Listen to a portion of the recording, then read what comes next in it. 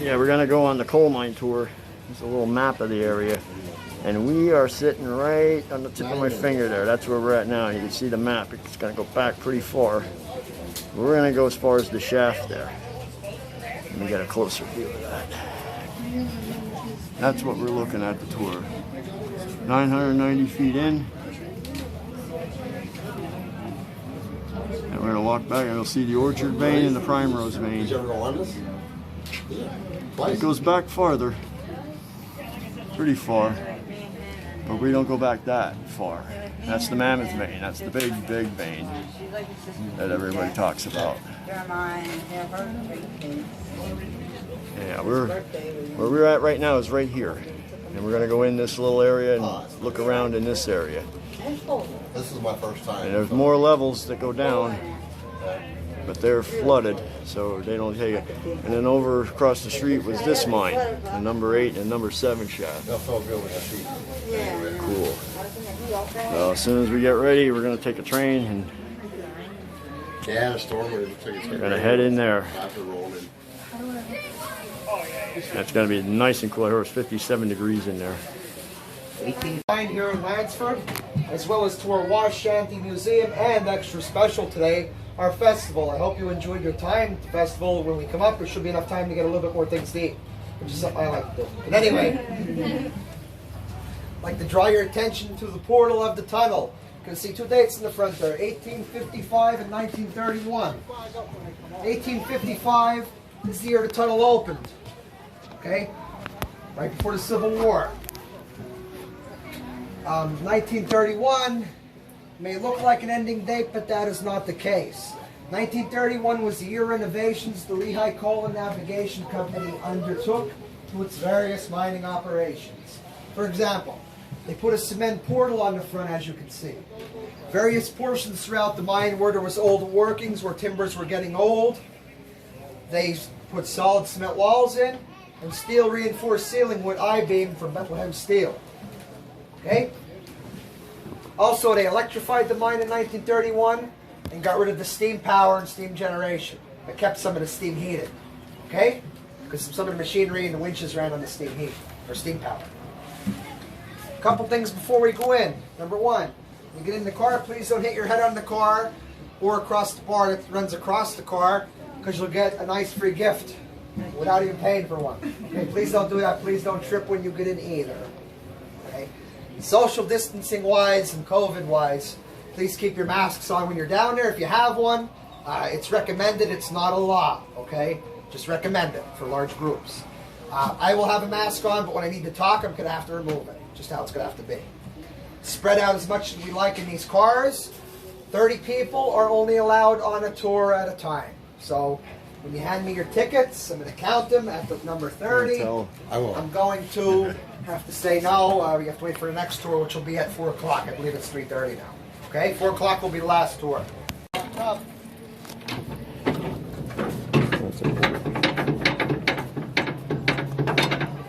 Don't put the cell phone in the pocket. Trying to break the screen. Oh, I've done that. I've done that. Yeah, I gotta get a new screen.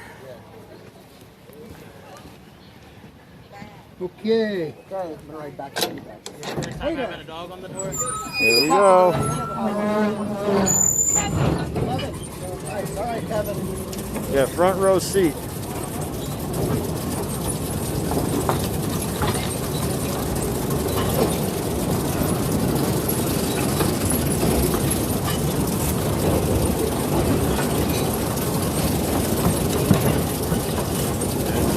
Oh, it's nice and cool already.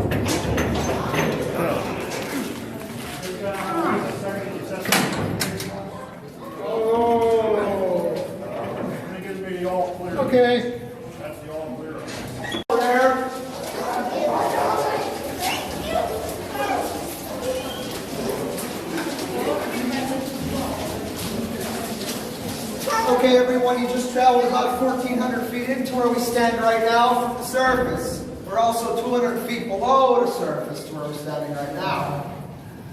You did notice that we came in on a gradual 5-foot incline. That was done for one of two reasons. Number one, the lower levels of this mine always had water issues. The second, third, and fourth levels, always had that water pumped up. So the sump on the opposite side of this wall would go in the trench from the pump and flow out by gravity to another trench in the outside of the mine portal and across the street to the creek. Sorry, the school county accent's kicking in. Anyway, the second reason was because when we had mine mules in this mine from the 1850s up until 1930, 1929, it was easier for a team of mules on the coal run, this is the coal run, taking coal out, with a load on going on a slightly downhill angle than it was uphill all day, even though it was a slight, even slight, it wasn't major. It was easier on the animals themselves. You'll learn that the mules were better taken care of than the miners themselves as we go on this story. We'll wait till John pulls out with his crew to give you an idea of the noise level down here. Okay? Huh? Huh? Can't hear nothing.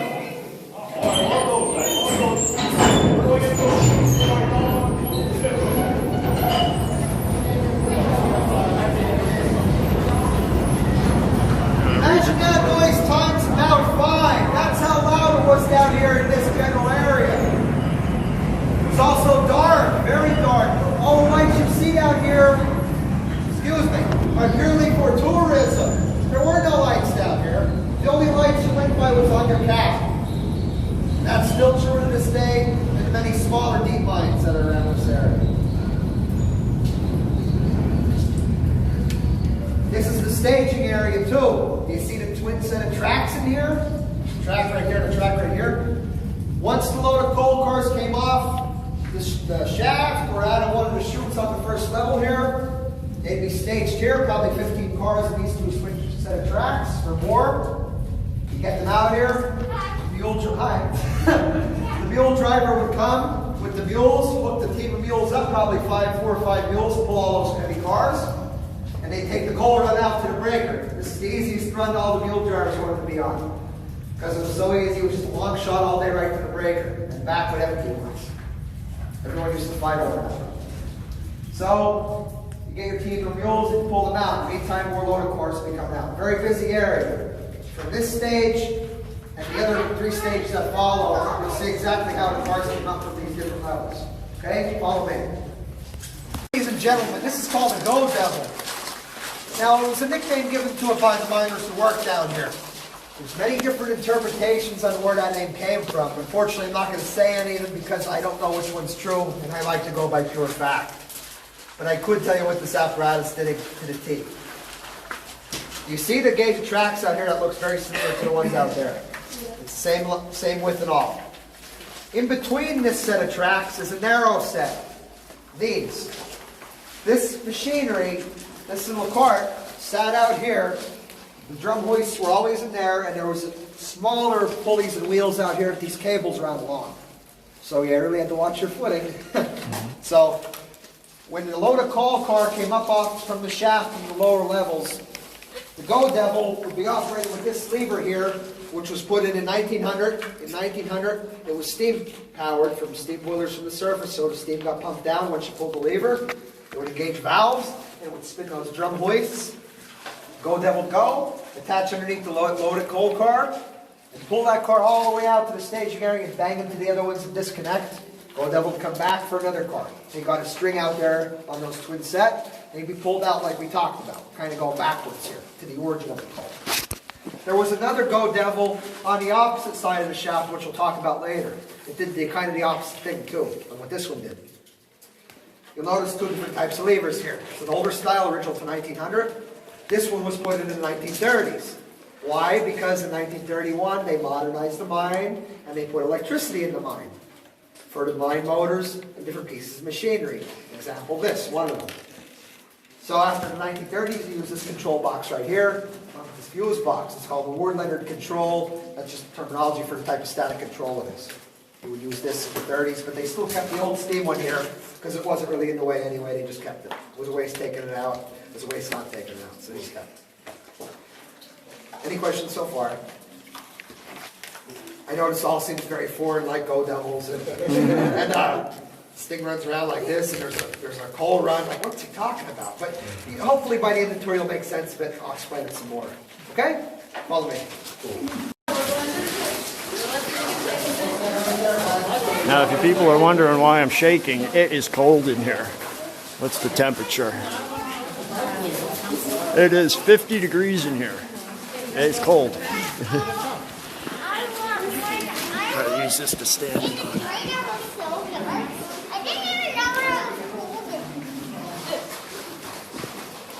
That is cool.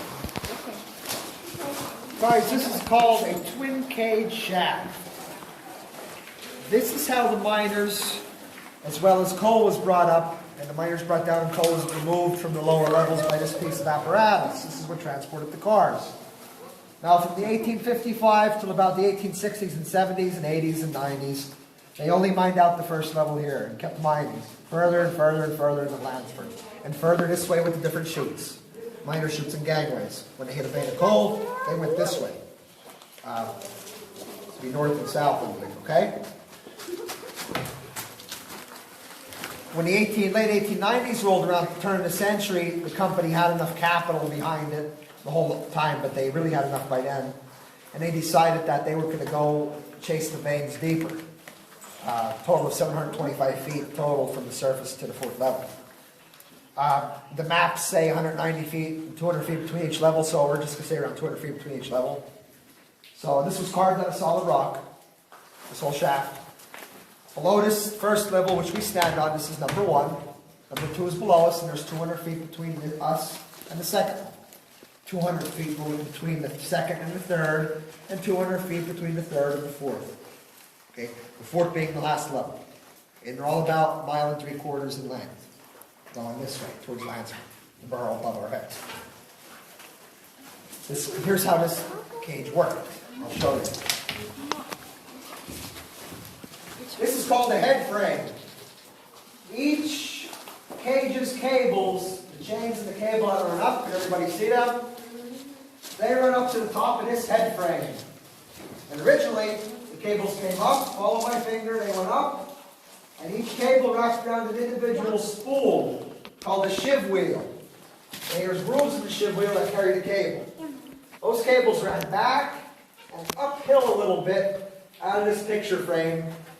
There's a foundation from it there yet. There was a brick building right behind it. It was called the Hoist Engineers Building. In that building, the cables ran in around drum hoists and clutches. And there was a system of levers in there that a man, and his job title was Hoist Engineer, would sit at. His job was to operate these cages, to move them from point A to point B to C and D. And up again in all different sorts of directions. From the fourth level, up and down. 1 to 4, 1 to 4, and in between. Now, in 1900, again, steam whistles were prevalent. There was a boiler house in the Hoist Engineers Building. Also, there were steam whistles at the top of this head frame. So when the miners came in for their shift, if they didn't work on this level, they went and boarded the car to get to the fourth level, third, or second. If they worked on this level, they'd report to their level boss, who was in there at the foreman's office. You'd move your name to in, and then he would give you your duties. You'd go and start your duties. You worked on the fourth level, you didn't even talk to that boss. You went down, you got in the cage, they blew the whistle 4 times, go to the fourth level. The cage traveled 6 miles an hour down, or 8 miles an hour down. To the fourth level, you got off, reported to your boss, and you went about your duties. You got ready to do your duties for the day. You could fit 6 guys on each cage, even though there's only 3 handles there at present day. Once, and visually, the hoist engineer could see where the cages were by 2 clock faces, much like that thermometer. One was for number 1 cage, one for was number 2. And they would say 1, 2, 3, and 4 on each. And that's how he saw it visually, and by the steam whistles blowing, that's how he knew when to move them. It was a very skilled job in itself. You really didn't know what you're doing.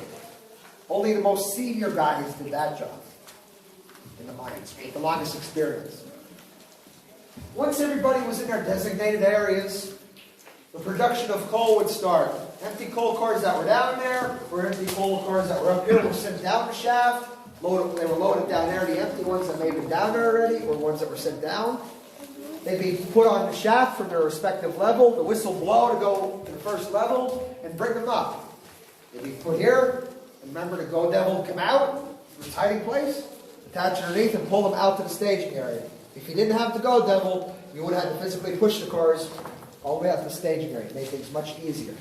It's a very, very busy area, very loud, a lot of movement. No lights, remember. There was light in the office, that was about it. And guys, we could have the opportunity to look down the shaft itself. When you get up to this landing, there's a set of bars, much like a jail cell, old-fashioned jail cell bars. Look down them. There's light shining down. You should be able to see water. And when you see water, that's the start of the third level.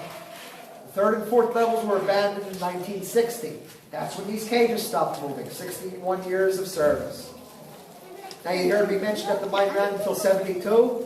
Well, it's from 60 to 72. They only continued mining out this level here. They abandoned the lower workings. Pumping the water just wasn't worth it anymore, and there was only 5 guys working here compared to 200 on the shift when they started out. So come take a look at the lower levels if you wish. Please don't drop anything down. Some misstep, so look down, you can see it. They still have the little saucer down there, you can see. Wow.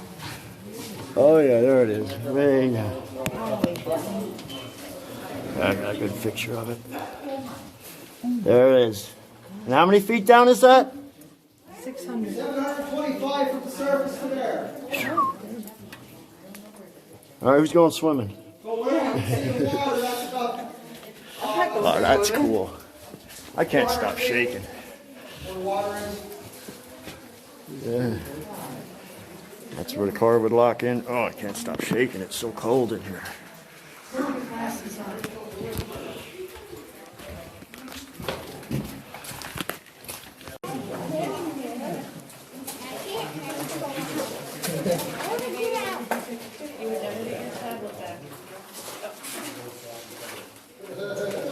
Bye-bye, tablet.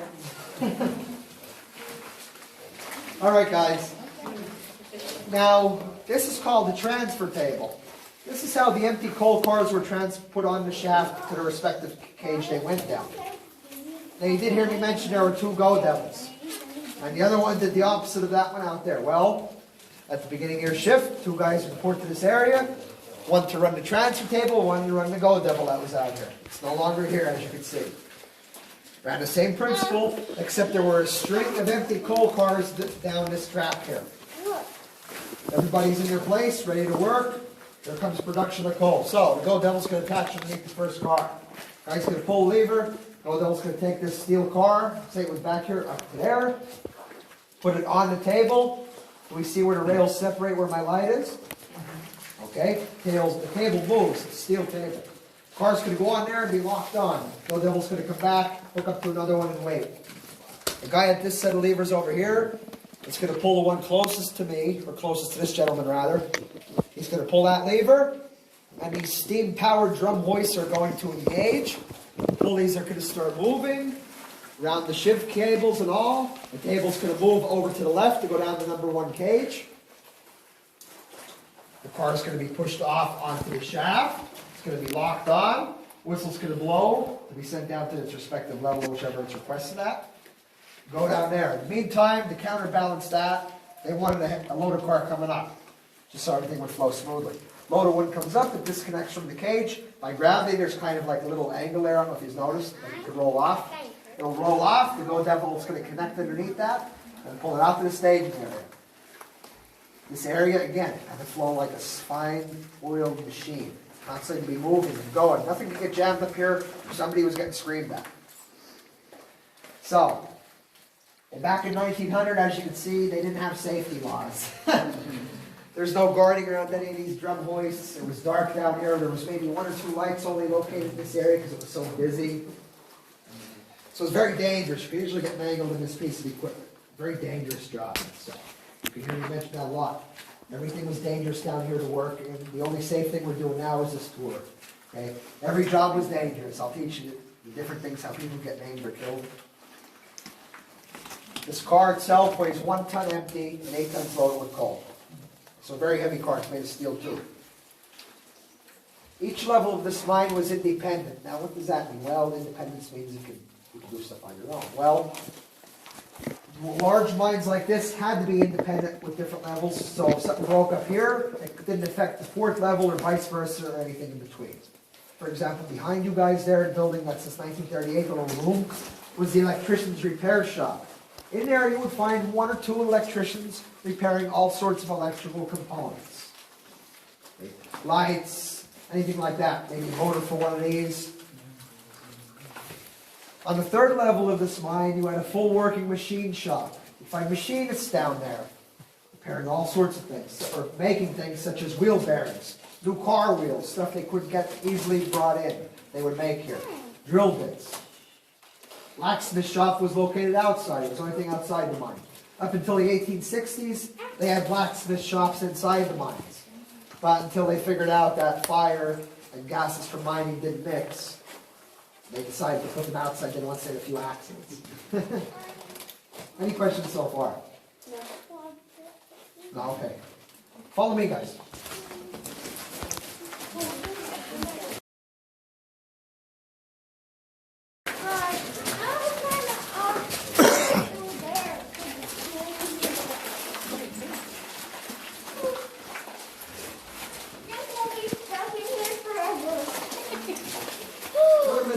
Of our trek through here, guys, you may have noticed that there's not a lot of timber, except some sections where there was gangways driven in a coal vein.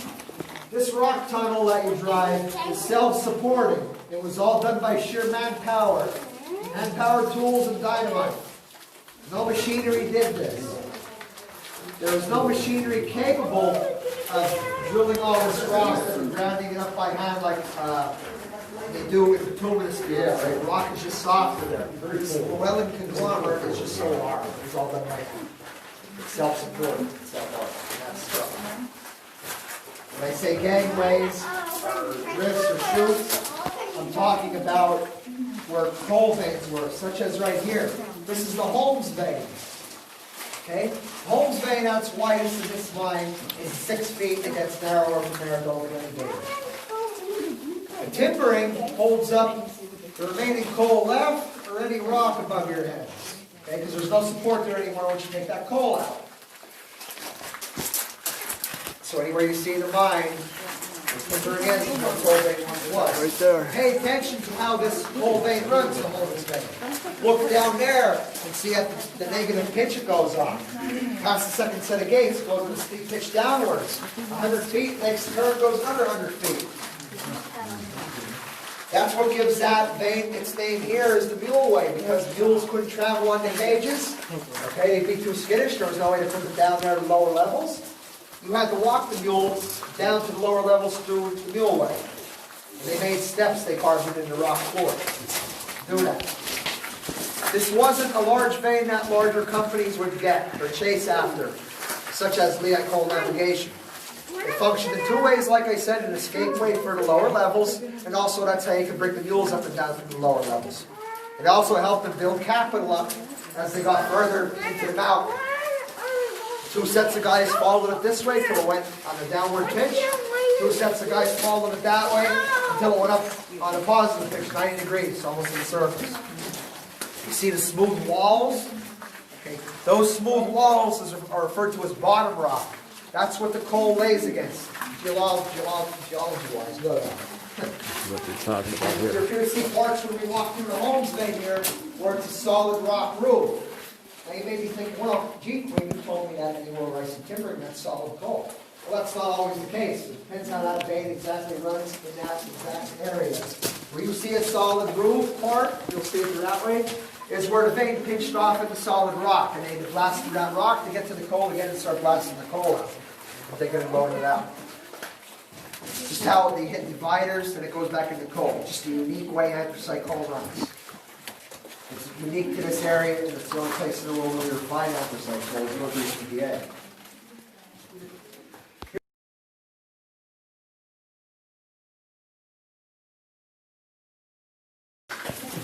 Now, child labor was used heavily in anthracite coal mining, all the way up until the late 1930s, around 1938, 1939. It's from late 1700s till then. Very, very long time. So let's start in my favorite decade, because it was such a turbulent time. The 1870s and 1880s. The 1870s, at the age of 7 or 8 years old, you would probably start your working career. Schooling would probably be over for you. So at 7 and 8 years old, you'd get up at 5 in the morning, and you'd be a breaker boy. You'd go over to the breaker, and at the breaker is where we process the coal once we take it from this mine. Have you ever seen pictures of the old breakers or over in the museum, how big they are? That's because the coal, they were gravity fed and gravity run. Unlike the modern preparation plants, they're much different. The coal cars from here were hoisted to the top of the breaker, to the tipple, the top, and dumped in. They went over a series of chutes and screens.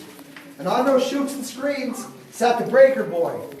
Him with about 12 other boys or so, depending on the size of your colliery or breaker.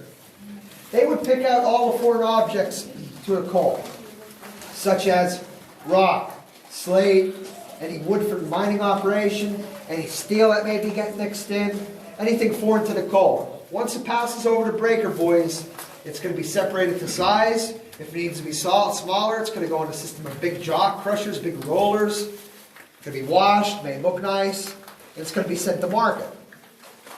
To whoever what the market demands in those days, in the 1870s and 80s. The breaker boy had a very dangerous job himself. First of all, he's sitting over a very high screening deck.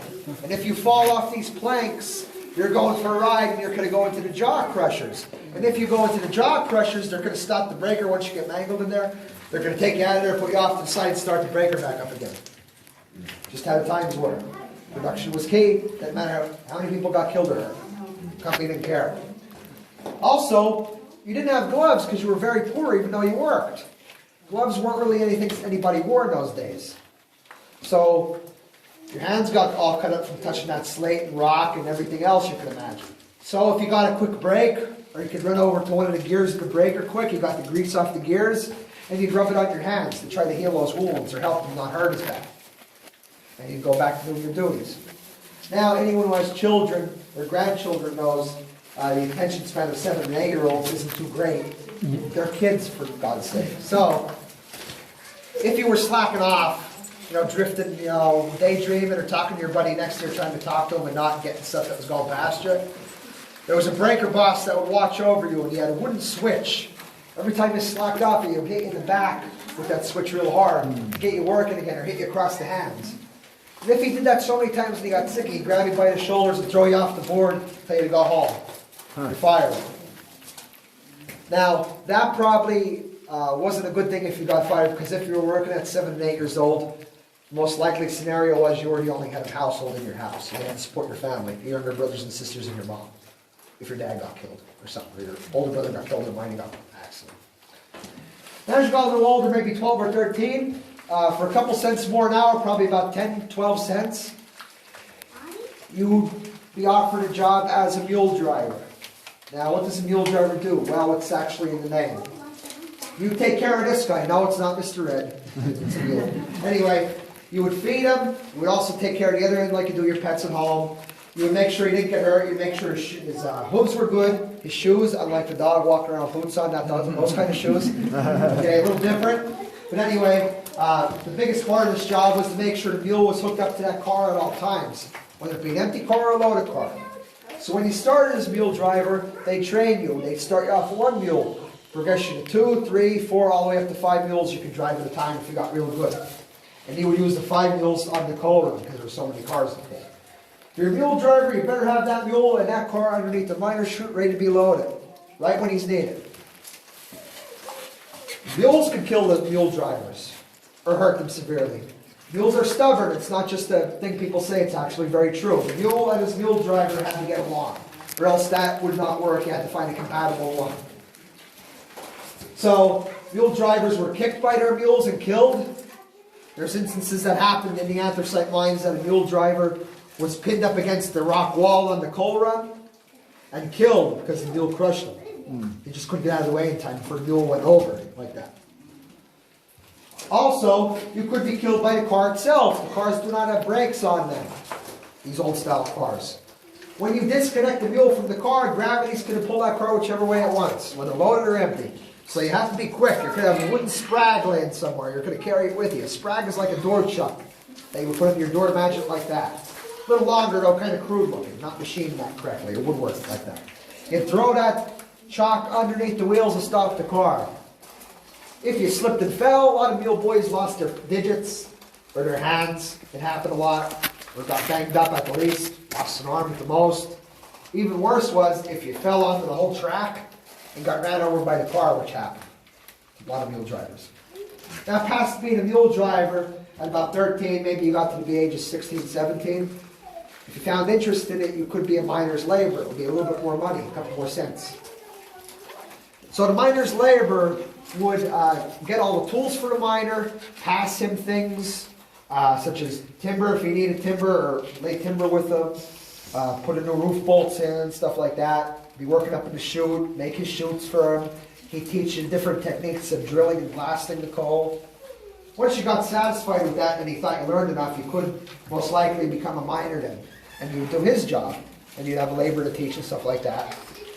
Now, we went from the 1870s, let's say it's the 20s now. This poor kid's all wore out, he's all grown up. He's in his 50s, and 50 ain't that old now, but back then it was.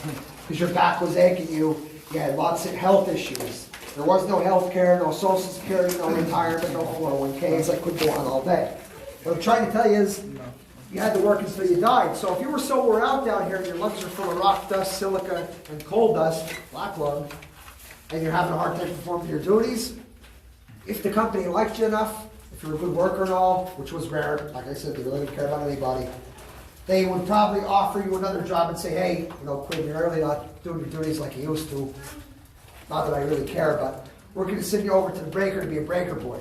Okay, you're going to pick over there with the breaker boys, or you can be a mule driver. It's either or. Okay, so I'm going to go over to the breaker, be a breaker boy in my 50s, and be there with 8-year-olds, 7 and 8-year-olds. So that comes from the saying in this area, once a man, twice a boy. Because you start off as a breaker boy, you may very well end as a breaker boy if you live that long. Very turbulent time. This continued this way all the way up until the 30s till things changed. Why the 1930s? I'll tell you more of that near the end of the tour. There's a reason this all stopped in about the 30s. Any questions? Now guys, we're going to have the opportunity to walk through this coal vein. We're going to go take a look at the bread and butter of the mining operation where the miner worked in his chute. So follow me. I'll follow you, Jimmy. Going through the coal mine. This is all coal above us, Jimmy. That's coal right above you. Yeah, I gotta get the picture too. Whew, it's freezing in here. I'm gonna get a back view. Now where Jamie go? That's cool. Wow, that is cool, man. All right, guys. Here's a miner's chute that I keep mentioning constantly. As you can see, pardon me. It's okay. This is 200 feet in length. It goes at a 90-degree pitch almost to the surface. Now you may be wondering, how did they know how far to follow that vein of coal? How did they know when it was out? Well, they went by maps, first of all. And if the maps weren't exactly accurate and they were still getting the coal 100 feet where they shouldn't have been, they're going to keep blasting all the way until they blast the last load of coal out. And when they blast that last load out, the huckleberry bush is going to come down in the chute, or the grass from up above. That's when you know the battery coal is empty. And that's why there's a lot of collapses in this area, because years ago, when they had chutes like this, modern safety laws prevent this going that far. But years ago, they'd go right up to the surface until the bushes came down in the chute, which is a true story. Not just fooling is when I said huckleberry bush would come down, which it would. That's how they knew it was empty. That's why houses fell on it. So, 200 feet in length, it's completely mined out, almost to the surface, this one. Let's say it's the 1940s. This is a modern day coal chute, what deep mines would use today if they were mining underground. They use this design, this style, that was invented in probably the 20s and 30s. 1940s, you're going to report here, you chased the vein all the way through here. You stopped here, and you're going to say it's about 100 feet up at that point, you still have 100 feet to go. I'm just throwing this year out there. This is the accurate year, just to give you an idea of modern day one. The miner's labor, I can report right to here. They're going to be taking some things up with them to that face of coal. It's going to be a solid face of coal. When I say that, it looks like just like a wall of coal, like glass. It's that shiny. Going to stand here. You're going to be bringing up some tools with you. Pickaxes, shovels, sledgehammer. Nails, a small hammer, timbers, and planks to shore everything up around you so nothing collapses and so you can make steps to go up. Your detonators, your dynamite, blasting caps, and the 45-pound drill which is sitting over there. You're going to bring that up to drill into the coal. And you're going to do all that in the small area you have up there with a buddy like you. How fun. I'm sure you get sick of each other after a while. So, this is a small, narrow vein. It went from 6 feet, and it's probably going 4 feet as it goes up that way. See how small it got? 2 to 4 feet.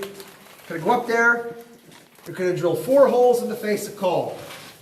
1 to 2 feet deep. You're going to load that with dynamite, blasting caps, and tamp all that in there. You're going to get any clay laying around there, put that in the hole, and tamp that in. Why are you putting material behind that blasting cap and that dynamite? Well, so when you set that charge off, the blast just doesn't go outward. You want that blast contained in there. So it breaks that coal up and puts it in this chute here that you would be building up as you went up to that face. Okay, you wire all that together.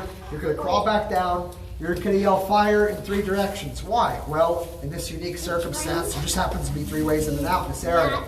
You also want to alert the guy in the next chute all the way down there and all the way that way. The next chute down there is right where the first light is on the left-hand side. So you make sure he knew he would get down out of his chute, because there's a connecting airway here, and you don't want any dust going that way or anything to happen to him. The airway transports well air, it's called a monkey, and its escape way. If something would happen in this chute, you can escape to that one, or vice versa. Everyone knows a blast is going to happen now. You yell fire in 3 directions. You're going to push your Wile E. Coyote style plunger down.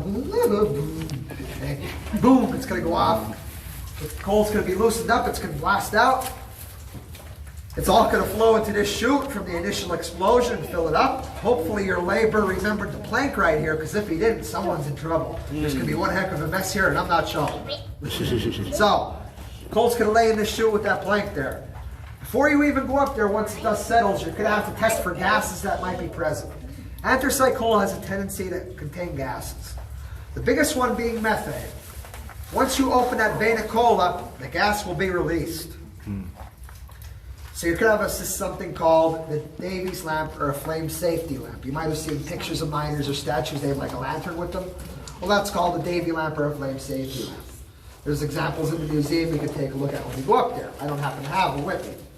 There's a fine set of screens on top of this lamp. In the bottom there's an oil light ran by kerosene.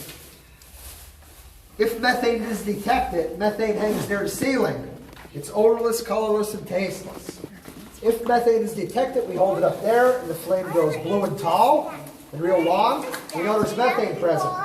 So we're going to move that tarping around to blow air through, because there's large fans in the surface keeping everyone breathing, even today. We're going to move that tarping out of the way. It's going to blow that bad air out of there if methane's present. Okay, we have methane. We're going to put it near the floor. We're going to test for something called blackdown, also known as carbon dioxide. It's a lack of oxygen in the atmosphere. That's not good either. That means stale air. You could suffocate to death. We put that near the ground at the lowest level, and it grows low to flame and orange and goes out. There's no oxygen present. Again, we need to bring air in this area. If we tested for that and that was found, or nothing was found at all, we don't have to move airflow around. Okay, miner's going to go up to that face of coal. He's going to start working it with his pickaxe and his shovel. Start throwing them lumps in that chute. Shoveling them in. The fine coal that came from the blast. Large lumps he's going to throw in. Fill the chute up more. A car's going to be brought under. The electric mine motor's going to back it all the way under to the first car. Labor's going to stand down here, open up the chute. Coal's going to fill that car. He's going to close it. Next car, next car, next car, until that battery of coal's empty. Then they need to drill, blast, and load again. Drill, blast, and load. The company wanted that done twice a day. Doesn't sound like a whole lot, but we all know how things go wrong at our regular jobs, even though it may be very small. Could you imagine things that could go wrong down here? So they may not even get it done twice a day. Any questions? I know that was a mouthful. I know for me it was at least. Any questions? Next, we're going to go talk about miners' first aid and stuff like that, if you'd like to follow me. Your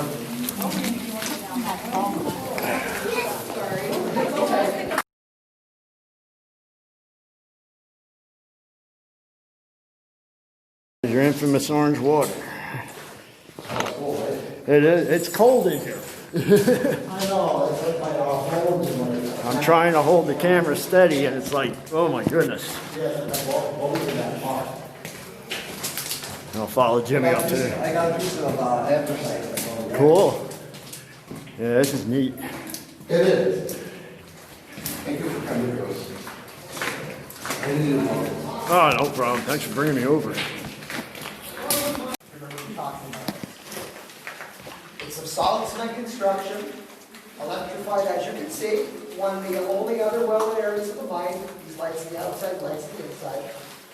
Got steam heat on the inside, hot and cold running water as well. There was bandages in there, 3 or 4 cots, 6 at most could fit there. And then first aid attendant in there with anesthetics and stuff like that, alcohol in your wounds. For the older crowd, the cure pro, okay? And he would be dedicated in there all day. He was not a doctor nor a nurse. He didn't hear nothing like that. He was just a miner in those days, treating more first aid than I was. For example, in the 40s, if I tumbled down out of that chute, 100 feet, if I was lucky enough to survive, and tumbling down there, and the least I got, I was lucky to broke an arm or broke a leg, legs. They alert the first aid attendant. The worker was with me would come down and get me. First aid attendant would walk there, get me, bring me down to here. Stretcher, put me in here, caught, he assessed me. He got put my arm in a sling where it was broken or injured. Patched me up, I was cut up. Get in touch with the foreman. He let us know he has a minute to die. He needs a car running right away. The foreman would get in touch with the outside. It's not car community. We drop right out. In the 40s, they closed hospitals over a mile away in Copedale, which is still there to this day. Anyone who's in healthcare knows that the time frame is smaller, there's less of a chance of more injury occurring and more lives of life being saved. That's right, of course.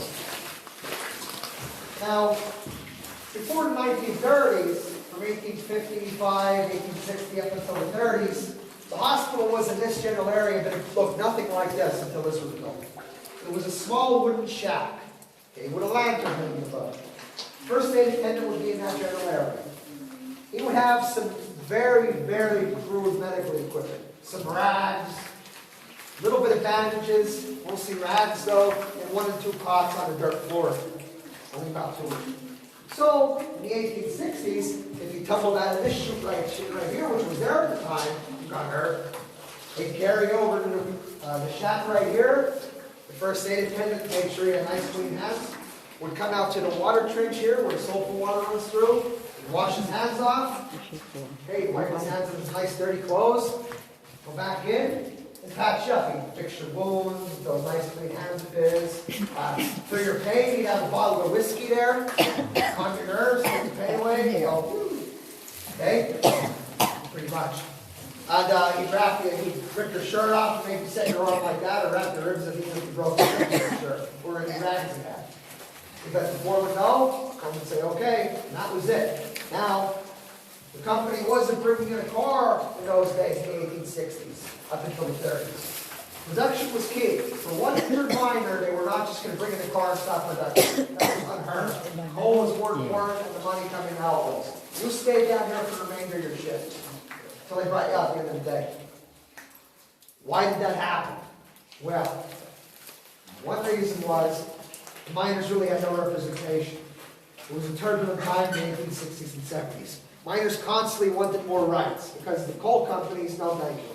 The coal companies had the grip on the miners. They lived in company houses, lived in company towns. Okay? They paid company rent. They owed their soul to the company. They had low wages. When you worked down here as a miner, say you made 10 cents an hour, 15 at the most in the 1870s, you went to the company store on a Sunday and collect your pay after 6 days of working. Say you made off for almost 20 bucks that week. That's good money back then. Really good money. You made a lot of money. But they would take deductions out. First of all, if you bought any picks or shovels, which you had to, picks or shovels weren't provided to you. You had to buy them at the company store at inflation rate. that was taken out of your pay. If you used any powder, which you sure did, if you were a minor, that was taken out of your pay. If you broke any pickaxes, that was taken out. Your company land rent, company house rent was taken out. Any food you bought at the store, because it was all on a pick, on a tab, was taken out. So you may walk out of the company store and feed your family with only $4 for 10-hour shifts, 6 days a week, or more, maybe 70 at the time. Minors had no representation. You got into the 1870s, the Molly Maguires came around. I'm sure you guys, some of you have heard of the Molly Maguires. It's kind of a different subject, but the whole spiel with that was they wanted more rights, and that was a revolt against the coal company to get their attention so they could be recognized and give them more money and stuff like that, and treat them better. Didn't work, they hung on.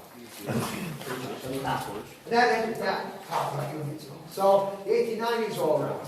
A very strong union came around known as the United Mine Workers of America, which is still around to this day, and actually I'm a part of it. In the late 1890s, the United Mine Workers of America came to this area, unionized all the mines. Early 1900s, they had a series of strikes. They said, hey, Lehigh Coal Navigation Company, or hey, Reading Company, we want higher wages for our guys. We want less hours being worked, 8 hours a day only. We want to work 5 days a week. We want better safety down here. We want to be treated like just pretty much human beings. It took from 1901 till 1920, a full 20 years of fighting, for them to even be recognized as an agent of collective bargaining. So when the contracts came out in 1920 and into the 1930s, there were specifically specifications in there and sections on first aid and safety and hospitals.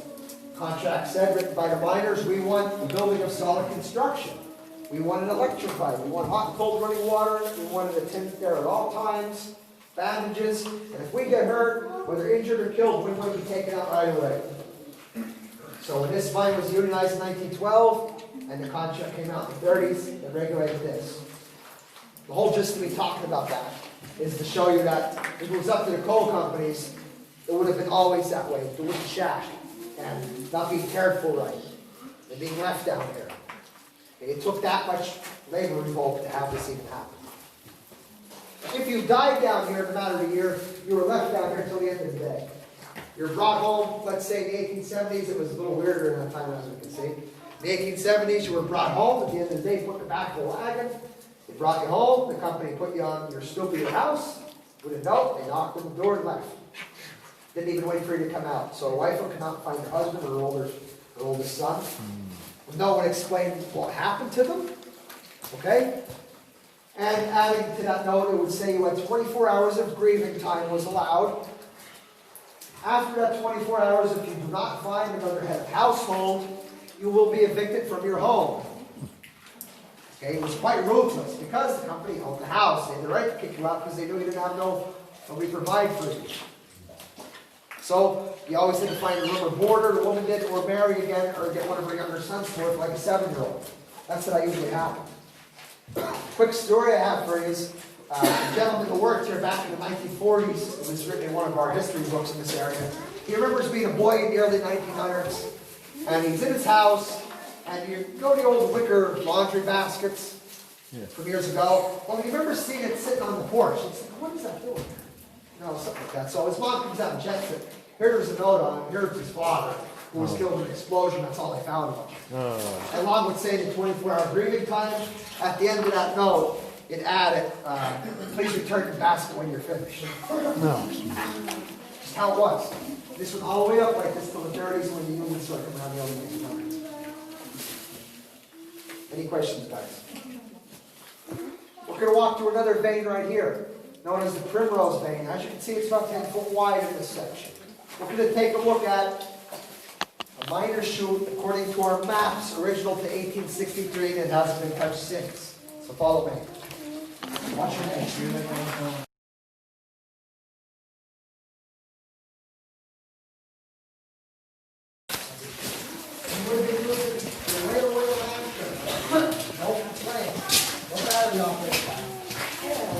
There was twin charges. Dynamite wasn't up there to load your black powder charges, you can drill into the rock with the jumper steel. The labor's going to be behind you with the sledgehammer. Every time you hit that sledgehammer on that board, it's going to turn and go into the coal that way. All day like that. Once you drill your holes, you can load that with black powder, wire that together with a fuse. There was a big table that sat in here. As you can see, where the holes are carved to the floor. This table serves a purpose. You can climb off of that table, light a match, opposite, light that. It's going to go up. Hopefully it's up well halfway up where we have a big problem. I guess you're drawing straws to figure out who's going to check it, because I'm not. Once that blows up there, coal's going to go in that chute up there. You're going to test for your gases, or you can just test my gases with the left on your head. It's going to go up there. The miner's going to go back up to the base of coal, work that base of coal. The labor's going to go up there by the chute. The mule driver and the mule and the car are going to come underneath here. He's going to open up the chute on top. The coal's going to come down on this table. The mule driver's going to be able to come over here, open up the door, and the coal's going to go into the car now. Again, an older style and older design. Follow me. That's it? Well, you wonder how many people died in this mine alone. That one up there.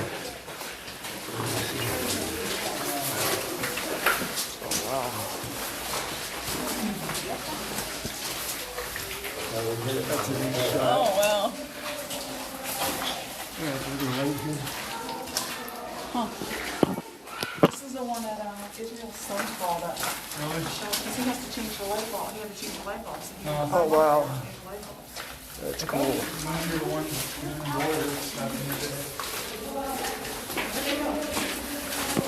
There's another one there. Oh, shit, I didn't even see that. Look at that. You're loving it, potato. Oh, this is excellent. I'm loving this. It's cold in here. That's why I'm shaking so much. You can add a lot of cool pictures to your videos. Oh, we're back to the Go Double. Cool. There's some of the drill marks made. Oh, it is cold down here. That's why I was shaking throughout this whole video.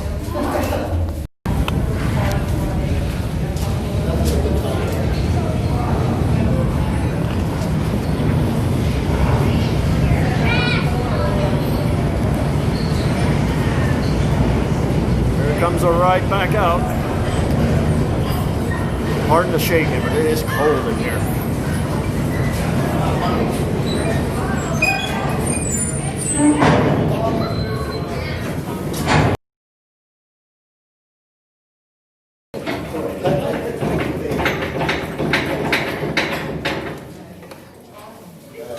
Going up.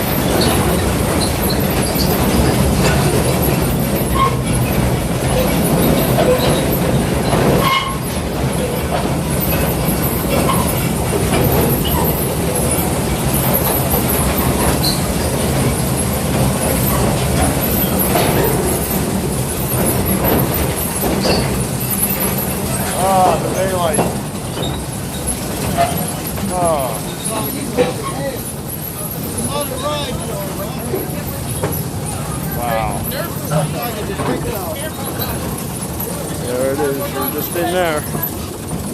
And I am soaking wet and cold. It's so warm out here now. Here's another one of the Lokis.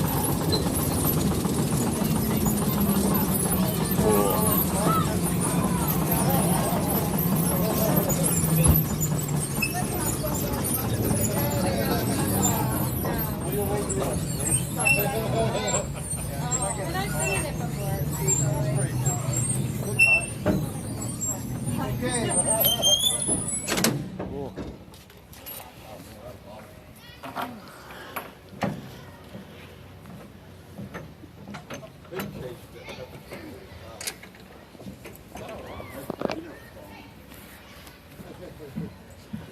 Oh, nice and warm out here.